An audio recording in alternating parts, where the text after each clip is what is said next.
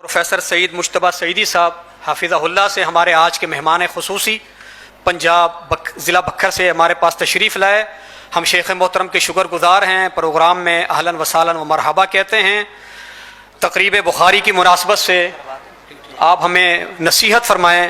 محترم جناب پروفیسر سعید مجتبیٰ سعیدی صاحب حافظہ اللہ تعالی.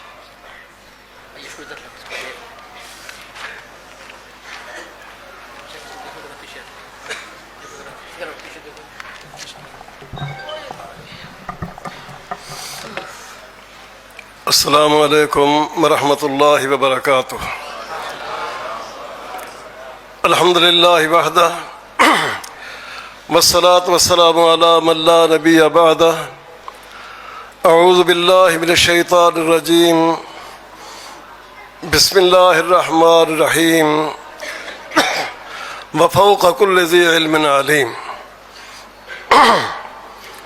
سامعین محترم، نبی کریم صلی اللہ علیہ وآلہ وسلم کا ارشاد گرامی ہے کہ دو قسم کے حریص ایسے ہیں جو اپنی حاصل کی ہوئی چیز پر کبھی بھی قناعت نہیں کرتے. وہ مزید کی تمنا اور خواہش رکھتے ہیں کہ انہیں جو کچھ حاصل ہو چکا، جتنا حاصل ہو چکا یہ بھی ٹھیک ہے، لیکن وہ اس سے مزید بھی حاصل کرنے کے لیے حریص رہتے ہیں. یہ نبی کریم صلی اللہ علیہ وسلم کا ارشاد گرامی ہے کہ منہومان لا یشبعان. دو قسم کے حریص ایسے ہیں جو کبھی بھی ان کا پیٹ نہیں بھرتا ہے. ان میں سے ایک ہے منہوم بالمال. جو شخص مال کا حریص ہو، دولت کا خواہش مند ہو، اس کا پیٹ کبھی نہیں بھرتا. وہ جتنا بھی مال کما لے، جس قدر بھی دولت حاصل کر لے، وہ سمجھتا ہے یہ تھوڑی ہے، مزید آنی چاہیے.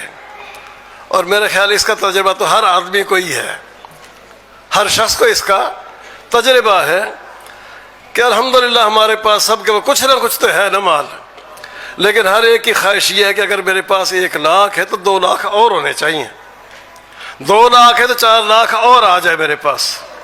اور یہی مفہوم نبی کریم صلی اللہ علیہ وسلم نے دوسرے موقع پر فرمایا کہ لو کان لابن آدم وادیان من مال لابتغى صالحا.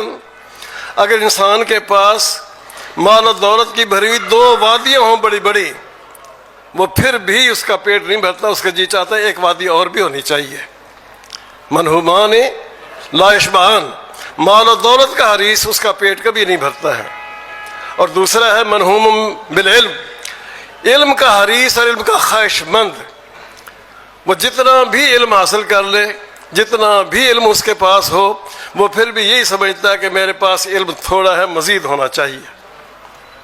ہم اس حوالے سے خوش نصیب ہیں کہ اللہ تعالیٰ نے ہمیں دین کا علم حاصل کرنے اور اس کے پڑھانے اور اس کی نشر و اشاعت کی توفیق عطا فرمائی ہے الحمدللہ. میں زیادہ گفتگو نہیں کر سکوں گا، اس لیے کہ بہت سے اہل علم ماشاءاللہ موجود ہیں، ان کے لیے بھی وقت چھوڑنا ہے. ہمارے بھائیوں کی عادت ہوتی ہے کہ سٹیج پہ جو آ جائے بس وہ کہتے ہیں بس میں اپنا سارا علم آج سنا کے جاؤں اور باقی لوگوں کے سنانے کے لیے کچھ باقی بھی نہ بچے. منہوم بالعلم.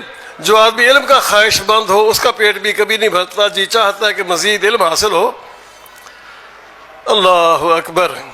عزیز طلبہ، آج آپ اپنے تعلیمی مرحلے کو مکمل کرنے کے بعد اہل علم اور اساتذہ کے طبقے میں شامل ہو رہے ہیں.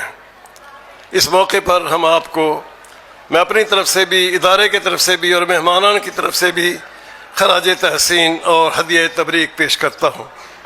یاد رکھیں، عالم وہ ہے جو تکبر نہ کرے.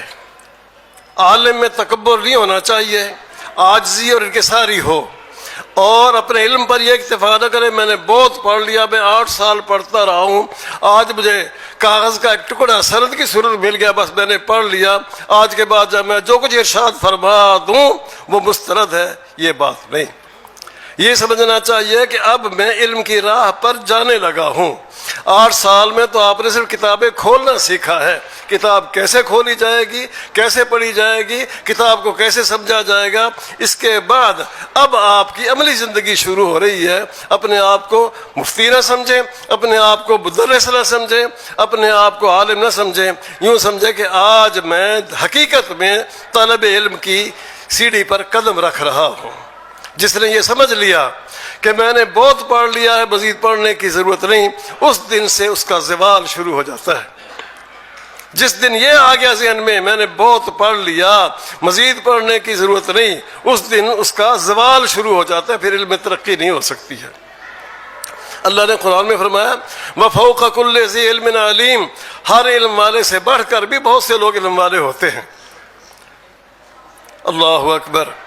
میں صرف ایک اشارہ کر دوں کہ موسیٰ علیہ السلام سے کسی نے پوچھا تھا کہ موسیٰ کیا آپ سے زیادہ علم والا بھی کوئی ہے؟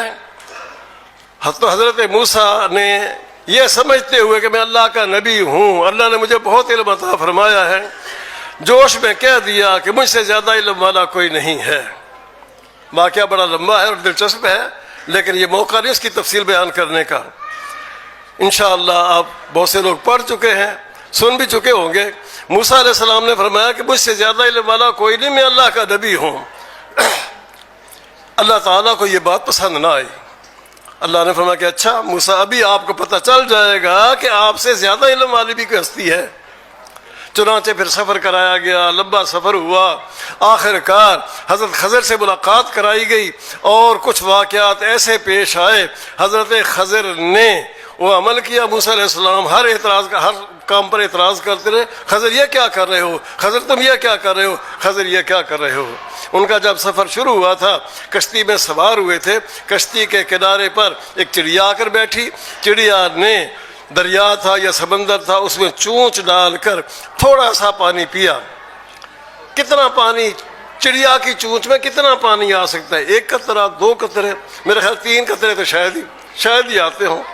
بہرحال سیدنا خضر نے فرمایا کہ موسیٰ آپ کے پاس بھی بہت علم ہے، مجھے بھی اللہ نے بہت علم دیا ہے، آپ کا اور میرا علم سارا جمع کر لیا جائے، لوگوں کا علم بھی جمع کر لیا جائے، اللہ کے علم کے مقابلے میں اتنا بھی نہیں جتنا سمندر کے مقابلے میں یہ چند قطرے ہیں۔ فوق کل ذی علم علیم، ہر عالم سے بڑھ کر علم والے بھی ہوتے ہیں۔ اہل علم کی قدر کیجئے، اساتذہ کا احترام کیجئے۔ جس نے اساتذہ کا احترام کر لیا اس کا بیڑا پار ہے، انشاءاللہ وہ کامیاب ہے۔ جیسا کہ ابھی آپ فضیلت الشیخ برادر محترم مولانا فاروق الرحمن یزدانی کی بات سن رہے تھے کہ بعض طلباء بڑے تیز بنتے ہیں، طرار بنتے ہیں، چالاک بنتے ہیں، استاد صاحب کا کلاس روم میں نہیں آئے، استاذ کی مسند پر بیٹھ جاتے ہیں، وہ بے ادب لوگ ہوتے ہیں۔ استاذ کی مسند پر بیٹھنے والا، جرأت کرنے والا استاذ کی مسند بیٹھتا ہے، وہ بے ادب ہے، اور بے ادب کبھی کامیاب نہیں ہوتا۔ استاذ کے کمرے میں چلے جائیں، استاذ کی کرسی پر بیٹھ جاتے ہیں، استاد صاحب کی چارپائی پر بیٹھ جاتے ہیں، شیخ صاحب کے بستر پر بیٹھ جاتے ہیں، بے ادب لوگ ہیں، یہ گستاخ لوگ ہیں۔ جو اس مرحلے سے چلے گئے، لیکن باقی طلباء کو یہ سبق ہے، خواہ وہ اس ادارے میں پڑھنے والے ہیں یا کسی اور ادارے میں پڑھنے والے ہیں، کوئی آدمی دوسرے کی عزت والی جگہ پر نہیں بیٹھ سکتا۔ نبی کریم صلی اللہ علیہ وسلم نے ارشاد فرمایا لا یجلس الرجل علی تکرمۃ الرجل الا باذنہ، کوئی آدمی کسی کی عزت والی، منصب والی جگہ پر بیٹھنے کی جرأت نہ کرے، ہاں اگر صاحب مسند اجازت دے دیں تو ایک الگ بات ہے۔ تو عزیزان، میں اپنی بات کو بس آخری جملہ کہہ کر بات ختم کرتا ہوں کہ آج آپ کے نتائج کا اعلان ہو رہا ہے، ابتدائی کلاسوں سے لے کر آخری کلاس تک۔ ظاہر ہے کہ کسی کے نمبر تھوڑے ہیں اور کسی کے زیادہ ہیں، یہ تو پھر ہوتا ہی ہے امتحانوں میں۔ قیامت کے ناموں میں سے ایک نام ہے یوم الحسرت، حسرت کا دن ہے، ہر آدمی افسوس کرے گا، نیک لوگ بھی حسرت کریں گے اور برے لوگ بھی حسرت کریں گے۔ گناہگار حسرت یہ کریں گے کہ کاش ہم دنیا میں گناہ نہ کرتے، آج اللہ کے عذاب سے اور سزا سے بچ جاتے۔ نیک لوگ جو دنیا میں اچھائی والی زندگی گزارتے رہے، وہ بھی حسرت کریں گے کہ ہم نے عمل تھوڑے کیے تھے، اتنا اجر مل گیا ہے، مزید عمل کر لیتے تو اس سے بھی زیادہ اجر و ثواب ملتا۔ طلباء کے لیے بھی نتائج والا دن گویا کہ یوم الحسرت کی مانند ہوتا ہے، جن کو عزت دی گئی، انعامات دیے گئے، پوزیشن آئی، وہ یقیناً سوچ رہے ہوں گے کہ ہم اس سے بھی زیادہ محنت کرتے تو ہمیں اس سے بھی بہتر اور عزت ملتی۔ اور جو پیچھے رہ گئے ہیں وہ گھبرائیں نہیں، پریشان نہ ہوں، ابھی بڑا وقت ہے، محنت کیجئے، اپنے وقت کی قدر کیجئے، انشاءاللہ اللہ تعالیٰ کامیابی سے نوازے گا۔ آمین۔ اقول قولی ھذا وآخر دعوانا ان الحمد للہ رب العالمین۔